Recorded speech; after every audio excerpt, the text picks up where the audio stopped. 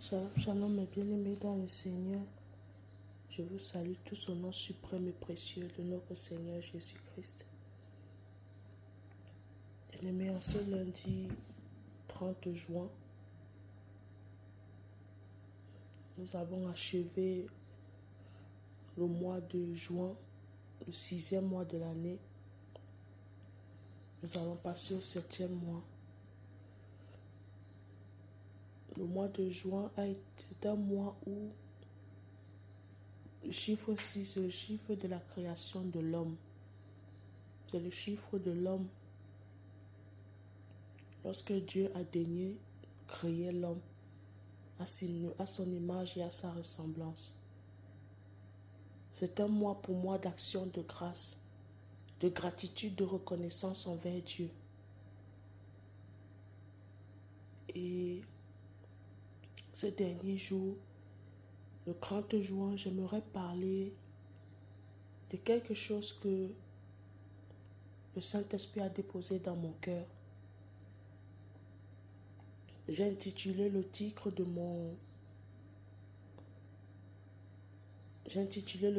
ma pensée du jour, illumine nos yeux. Illumine les yeux de notre cœur.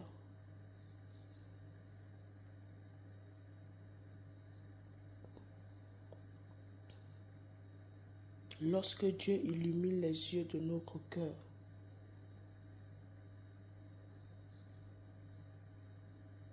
je vais lire la parole et ensuite je vais partager avec toi ce que j'ai reçu dans mon cœur. Éphésiens 1, à partir du verset 16, mais c'est le verset 18 où je pose vraiment mon attention. J'ai tiré ma pensée du jour. Verset 16. Je ne cesse de rendre grâce pour vous, faisant mention de vous dans mes prières, afin que le Dieu de notre Seigneur Jésus-Christ le Père de gloire vous donne un esprit de sagesse et de révélation dans sa connaissance, et qu'il illumine les yeux de votre cœur pour que vous sachiez quelle est l'espérance qui s'attache à son appel, quelle est la richesse de la gloire de son héritage qu'il réserve aux saints, et quelle est envers nous qui croyons, l'infinie grandeur de sa puissance se manifestant avec force et capacité, et avec l'infinie grandeur de sa puissance se manifestant avec efficacité par la vertu de sa force. Amen. Bien-aimés, le verset 18 nous dit « Et qu'il illumine les yeux de votre cœur pour que vous sachiez quelle est l'espérance qui s'attache à son appel, quelle est la richesse de la gloire de son héritage qu'il réserve aux saints. » Illumine les yeux de notre cœur. Lorsque Dieu illumine les yeux de notre cœur, tout est lié en bien-aimé. C'est la base de toute chose. Si nous nous trouvons encore aveuglés, marchant, errant, tournant en rond, si nous marchons encore dans l'incertitude, si nous avons encore cette sensation que nous ne sommes pas réellement là où Dieu veut que nous soyons, je crois que, bien aimés, nous avons besoin d'être éclairés. Nous avons besoin que nos yeux de notre cœur, les yeux de notre cœur soient illuminés, éclairés. Ici, quand on parle des yeux de notre cœur, on parle des yeux de notre cœur spirituel. On ne parle pas de nos yeux physiques. Parce que les yeux physiques ont tendance à nous tromper, ont tendance à nous faire croire les choses, non pas comme Dieu, à nous faire voir les choses non pas comme Dieu voudrait que nous les voyions, mais comme notre chair voudrait que nous les voyions, ou bien comme voulant que, comme notre chair et comme les hommes voudraient que nous puissions voir les choses. Bien-aimé, il est très important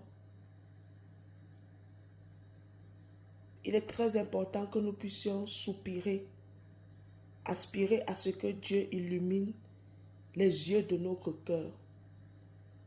Bien-aimés, nous pouvons penser que nous sommes des personnes avérées, avisées, mais en réalité, nous sommes des personnes aveugles. Nous marchons dans l'aveuglement. Tu peux être chrétien, né de nouveau, mais être aveugle spirituel. Parce que Dieu n'a pas encore manifesté, ou bien tu ne t'es pas encore rendu disposé, disponible pour que Dieu manifeste en toi cette chose-là qui va illuminer les yeux de ton cœur, afin que tu puisses voir ton avenir, tu puisses voir la vie comme Dieu la voit. Bien-aimé, mais ici, quand on parle, illumine les yeux de votre cœur pour que vous sachiez quelle est l'espérance qui s'attache à son appel. C'est pour que nous sachions quelle est la destinée que Dieu a prévue pour nous. Bien-aimé, tu ne peux pas marcher sans que Dieu ne t'ait dit ce qu'il attend de toi. Qu'est-ce qu'il a prévu pour toi?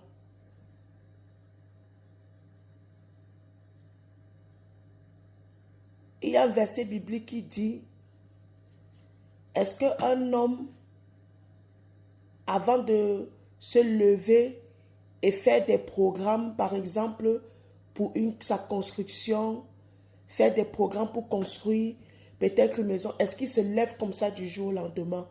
Non, bien-aimé. Il prend le temps de regarder si lui-même il remplit les conditions. Si ces conditions sont remplies pour atteindre son but. Le Seigneur Jésus-Christ, même quand il est parti, avant de partir, il s'est arrangé, il s'est assuré que la promesse du Père, qui est le cher Saint-Esprit, le Saint-Esprit viendra. Il a dit, un autre consolateur viendra. Avant que le Seigneur Jésus-Christ lui-même il ne parte à la droite de Dieu, notre Père, le Seigneur Jésus qui s'est arrangé, s'est assuré à ce qu'il laisse une relève qui était ses disciples. Le Seigneur Jésus-Christ n'est pas parti comme ça du jour au lendemain en nous donnant des belles paroles, juste pour nous donner des belles paroles. Ou bien, on a vu que le Seigneur Jésus-Christ n'a pas permis que ses disciples commencent à exercer dans le ministère. Il avait permis, il les avait permis de le faire 2 à 2 parce qu'il était là. Le Seigneur Jésus-Christ n'a jamais exposé ses disciples. Lorsque même les disciples du Seigneur Jésus-Christ, ils étaient au front, en mission, le Seigneur Jésus-Christ, lui, il était resté pour intercéder pour eux. Et rien ne pouvait les arriver. Et il en est la même chose. Comme il savait qu'il allait partir, il n'a pas laissé les disciples seuls. Il n'a pas laissé les disciples se lever avant d'avoir reçu la puissance. Avant d'avoir reçu la promesse de Dieu le Père qui était le Saint-Esprit. Qu'est-ce que je veux dire? Qu'est-ce que je veux nous dire par là?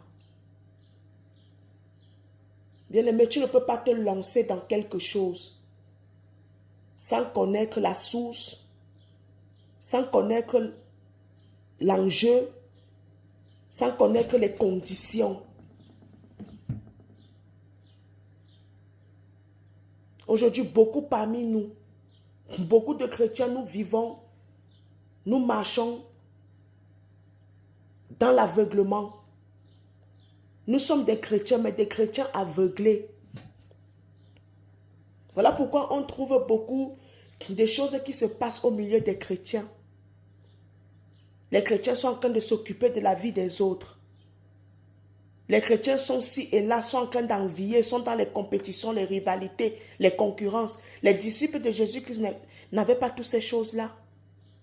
Parce que ce sont les œuvres mortes, les œuvres de la chair.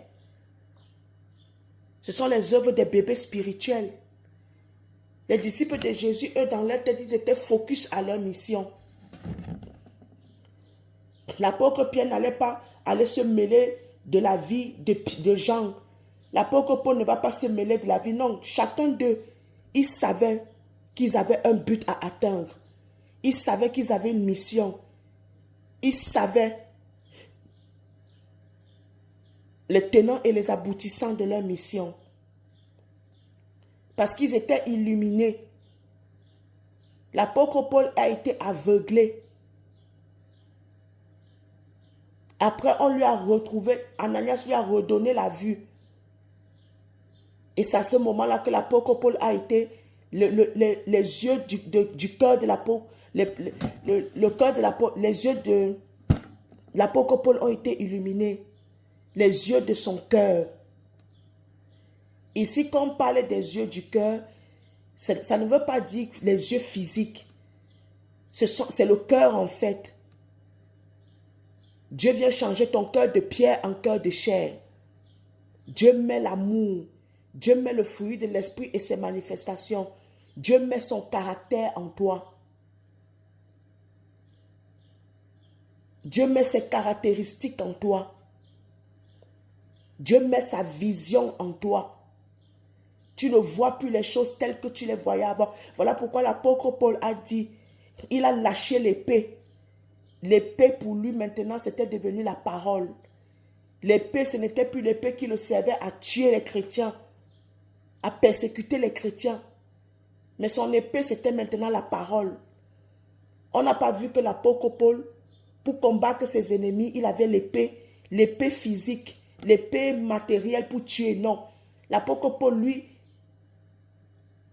il affrontait ses ennemis avec l'épée de la parole de Dieu.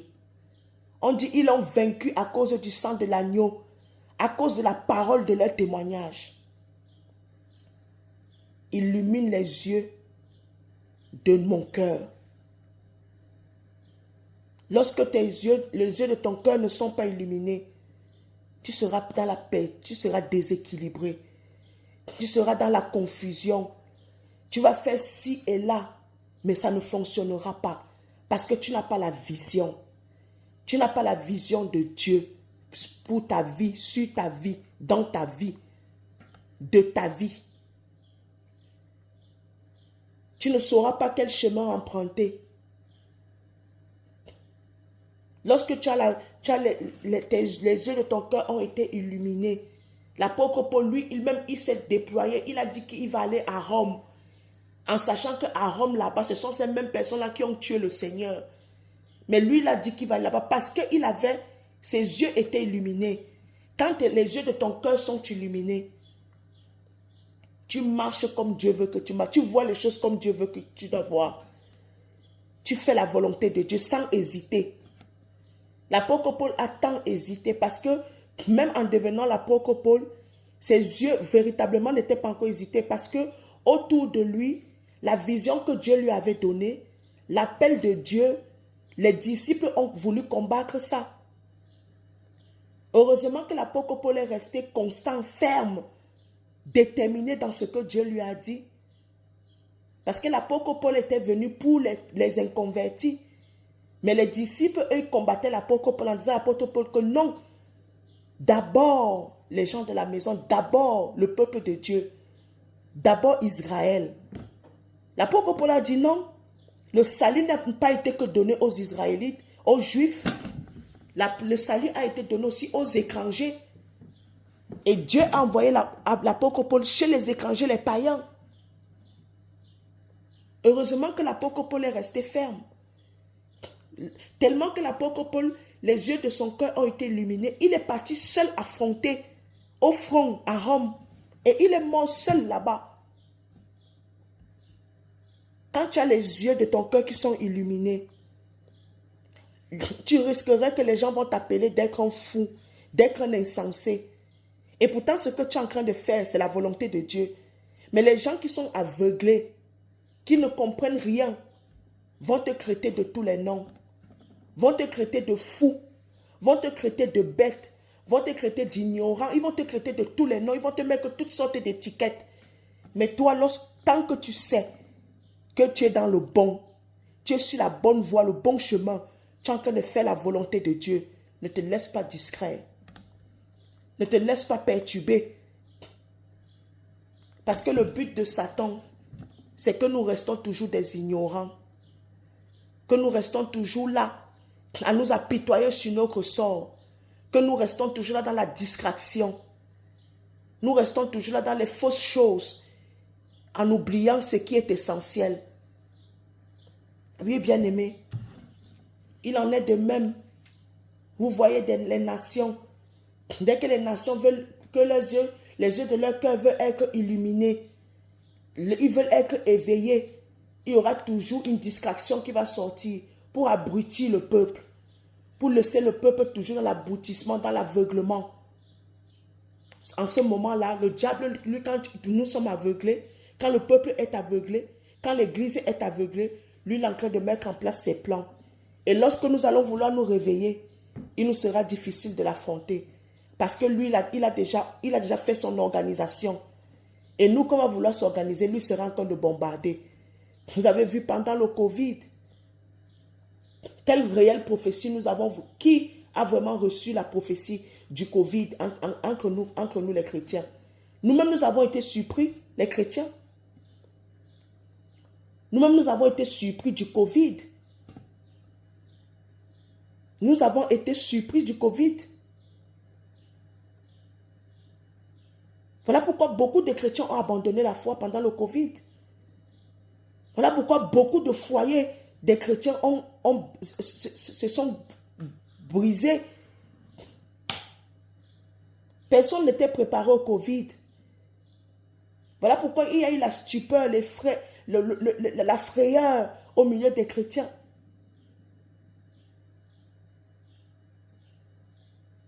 Mais quand les yeux de nos cœurs sont illuminés, rien ne nous surprendra. L'apôtre Paul savait qu'il allait partir mourir à Rome. Il l'a annoncé. Le Seigneur Jésus-Christ savait que quand il savait qu'il était là pour peu de temps, parce qu'il était venu accomplir une mission. Il était clair dans sa vision.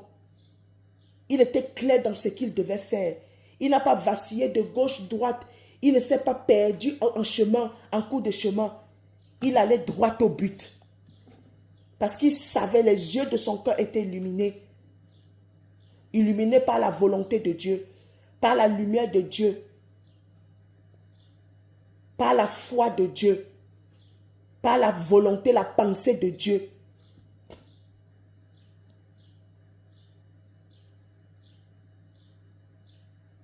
Lorsque tu n'es pas, les yeux de ton cœur ne sont pas illuminés, tu vas faire du n'importe quoi en pensant que c'est la volonté de Dieu. Oh bien-aimé,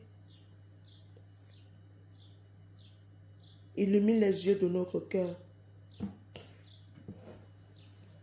Illumine les yeux de notre cœur pour que vous sachiez quelle est l'espérance qui s'attache à l'appel de Dieu, quelle est la richesse de la gloire de son héritage qu'il réserve aux saints.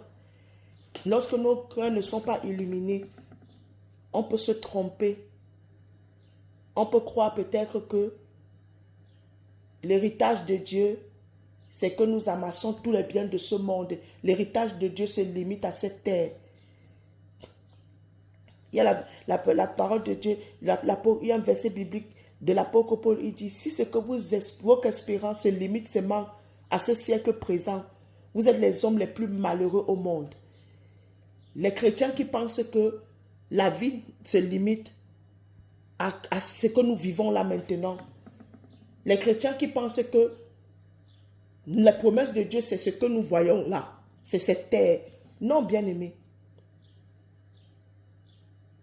Certes, Dieu t'a fait des promesses, pardon. Dieu t'a fait des promesses. Que tu seras ceci, tu seras cela, tu seras grand, tu seras ceci.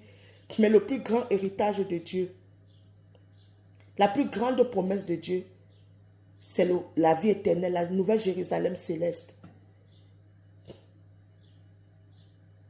Si c'est que nous pensons qu'avoir les comptes bancaires, c'est ça qui fait de nous des héritiers de Dieu, on se trompe. On se trompe, bien-aimé. L'héritage de Dieu, ce n'est pas ce que nous pensons. L'héritage de Dieu, c'est la récompense, les récompenses qui nous attendent à la nouvelle Jérusalem céleste. Tu peux travailler ici sur la terre, mais tu n'as pas vraiment les récompenses qu'il te faut. Mais lorsque tu arrives au ciel, tu reçois ton héritage. Notre héritage, c'est la parole de Dieu. On doit la serrer dans notre cœur. On doit marcher selon elle. On doit se soumettre à elle. C'est ça notre héritage, bien-aimé. C'est ça d'abord notre héritage. Notre héritage, c'est la vie éternelle. Notre héritage, c'est l'œuvre de la croix. Parce que on a vu la vie de Lazare le pauvre et l'homme riche. Si l'héritage de Dieu était la richesse, c'est que Lazare sera en enfer. Parce qu'il a raté le but de Dieu. Pourquoi Lazare le pauvre s'est retrouvé au ciel, au paradis, au sein d'Abraham, malgré qu'il était pauvre sur la terre? C'est parce que l'héritage de Dieu, l'espérance qui s'attache, l'espérance, la véritable espérance, ce n'est pas cette terre. C'est que nous soyons trouvés bons et fidèles serviteurs pour entrer dans le repos de notre Maître. C'est ça l'héritage de Dieu. C'est ça notre héritage. L'homme riche qui était riche sur la terre, mais il a fini au mauvais séjour des morts. Lazare le pauvre, lui, il allait au sein d'Abraham, au paradis. Donc c'est pour dire que ce n'est pas parce que tu es riche que ça veut dire que tu es en train d'accomplir, tu es dans la volonté de Dieu, tu es en train d'accomplir la mission de Dieu. Dieu peut te bénir sur la terre, tu deviens riche. Mais avec tes richesses, tu ne fais pas la volonté de Dieu. Voilà pourquoi je prie pour toi. Je dis toujours que nous devons avoir dans notre cœur, nous devons toujours avoir cette soif, ce soupir-là, que Dieu nous donne le vouloir et le faire. Que Dieu nous donne la capacité. Que Dieu nous capacite. Que Dieu nous donne le vouloir, cette détermination-là, de vouloir faire les choses. Parce que Dieu peut te bénir, mais ton argent, tu commences à faire du n'importe quoi avec. Tu commences à faire du n'importe quoi avec. Tu commences à être un jouisseur. Et pourtant, Dieu t'a donné ces moyens-là pour que tu sois une source de bénédiction. Parce que cette bénédiction que Dieu t'a donnée, c'est ton héritage. C'est la mission pour laquelle Dieu t'a mandaté. C'est pour que tu sois une source de bénédiction pour les autres. Oui, bien aimé, tu ne seras pas seulement là à être appelé au saint ministère. Dieu peut t'ouvrir les écluses des cieux. Tu deviens un multimillionnaire, milliardaire. Juste pour être la solution aux problèmes des autres. Et c'est ça ta mission sur la terre. Mais si toi, les yeux de ton cœur ne sont pas illuminés pour avoir cette révélation, pour avoir cette sagesse et intelligence, tu vas faire du n'importe quoi. Et c'est pour cela que nous voyons beaucoup de chrétiens aujourd'hui se lasser, aujourd'hui se préoccuper des vies des autres, aujourd'hui être dans la distraction, parce que réellement les yeux de nos cœurs ne sont pas réellement illuminés. Parce que lorsque les yeux de ton cœur sont illuminés, tu n'as pas le temps de t'occuper de la vie des autres. Tu vas être focalisé sur ta vie, sur le but de Dieu, pour atteindre le but de Dieu. C'est ça en réalité, bien-aimé. C'est ça en réalité. Alors je vais m'arrêter là, bien-aimé. Je crois que j'ai dit l'essentiel. Ce qu'il fallait dire, c'est le plus important. J'ai dit ce qu'il fallait dire. Ma prière pour toi est que réellement, en ce nouveau mois de juillet, que nous allons bientôt ancrer, la semaine prochaine, à partir de mardi prochain, C'est le chiffre 7, le chiffre de la perfection, le chiffre du repos, du renouveau. Que ce mois de juillet soit un mois où réellement les yeux de nos cœurs soient illuminés, afin que nous marchions non pas par nos émotions, mais que nous marchions sur la conduite, sous les pas de Dieu, sous la volonté de Dieu. C'est ça ma prière pour toi. Que Dieu te bénisse abondamment.